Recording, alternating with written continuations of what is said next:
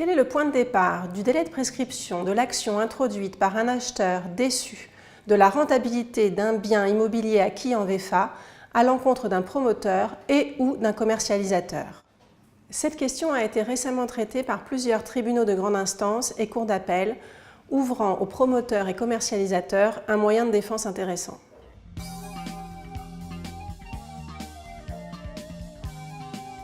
Il arrive régulièrement que les acquéreurs de biens immobiliers en VFA assignent le promoteur et le commercialisateur, le plus souvent sur le fondement du dol, parce qu'ils ne parviennent pas à louer dans les conditions de la simulation qui leur a été remise et ou parce que le bien aurait été surévalué au moment de la vente.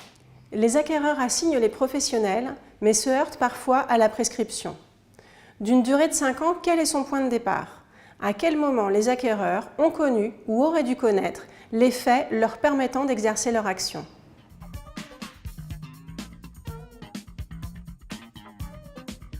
Les juges distinguent les deux chefs de demande. D'un côté, l'éventuelle surévaluation du bien au moment de la vente, de l'autre, l'éventuel mensonge sur le potentiel locatif.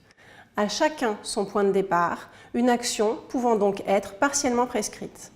Concernant la valeur vénale du bien, les tribunaux de grande instance de Paris et de Toulouse ont récemment considéré que le point de départ d'une action fondée sur le dol était le jour de la signature de l'acte authentique de vente, date à laquelle l'acheteur supporte l'obligation de rechercher par lui-même une information fiable sur le marché immobilier local.